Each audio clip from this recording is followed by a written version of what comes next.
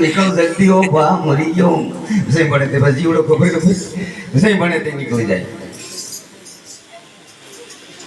बोलो सतगुरु सत्य सनातन धर्म की એના માટે સદગુરુના ચરણોમાં આવવાથી મારી બહેનો અને દીકરીઓ અને મારા ભાઈ વડીલો તમને સાંભળવાનો એવો એક અવસર મળ્યો છે તો તમે સાંભળો અને તમે આગળ વધો। તમે વધારે નહીં ભગવાન માટે એક માળા કરતા શીખી જો, સાંજે માળા કરતા શીખી તમારી જીવનની દોરી પાર થઈ જાય, તમને કોઈ પણ તકલીફ ના આવે। પણ આટલું કર્મ કરો અને ધર્મ કરો,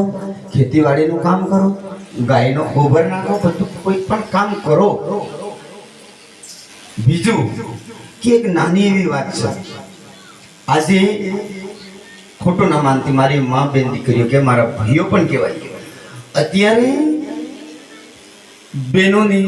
ભાઈઓથી મારી તમામ કહું છે, કોઈ પણની વાત કરું છું, તમે મારી પોતાની પણ વાત કરું છું। એવું તમે નહીં સમજતા માતાજી કે મહારાજ આપણે એની પોતાની ઢાંકી રાખે ને આપણો કોઈ પણ મા બેન દીકરી હોય, બીજું તો બધું પણ તમારું જે જન્મ દીધેલું બાળક તમે જેને તમે 9 મહિના તમે પેટમાં લઈને ફર્યા છે, એનું 12 મહિના તમે ગુમોતર કરી ખાધું છે, એ બાળકને છોડી અને તમે સુનો મેલીને કોઈ બીજી જગ્યા પકડશો ને, મારો ઈશ્વર ગાંડો નથી,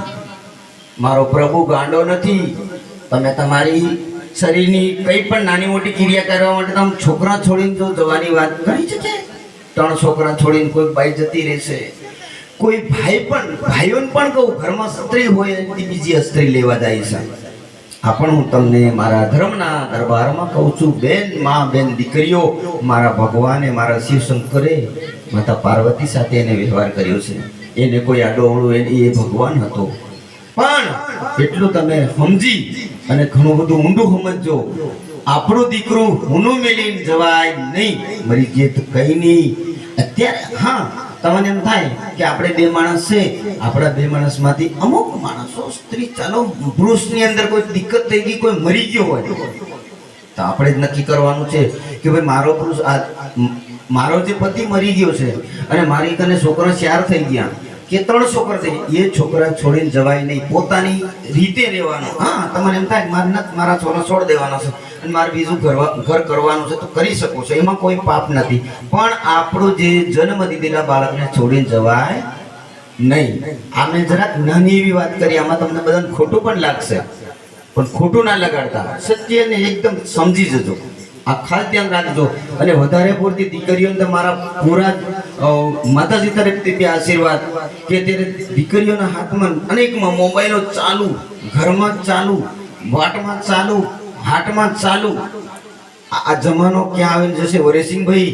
એને લીધે મારી આ 2 વાણી તમને હું કહું છું, ધ્યાન રાખજો, નહીં તો સમય બહુ કાઢવા આવી રહ્યો છે। તમે એટલું સમજી જજો કે ધ્યાન રાખીને રહેજો, ધર્મ કરમ હાથે જ લઈને જાજો। તમે એમની સમજો કે આપણું આ મજા લઈ રહ્યા છે ને કઈ નહીં મળે એમ નથી, પણ બધું ઘણું બધું છે, ઈશ્વરે બધું આપણને મોકલ્યા, એના માટે ભગવાન ઉપર આપણી પાસે પલે પલના લેખા માંગશે તો આપણે હાલવા પડશે, એને લીધે આપણે ધર્મ કરીએ, સદગુરુ પાસે આવ્યા છે, સદગુરુની વાત પણ સાંભળો, ભલે તમારે ખાવાનું ખાઓ, જલસા કરો, અને આ જે બધી મિલકત અને જે આ બધું છે જંગલમાં મંગલ થાય એ બધું તમારું છે, મારું કંઈ પણ છે નથી। પણ મેં મારી જગજંબા મારી મહાકાળી માતાને મેં શરણોમાં મારું જીવન સમર્પિત કર્યું છે। મેં માને કીધું છે માં મારું જીવન તમારા પગના તળિયાની નીચે છે, હું ખાલી આ માનવની સેવા કરવા માંગુ છું, માનવને રસ્તો બતાડવા માંગુ છું, માનવનું સારું કરવા માંગુ છું, માનવને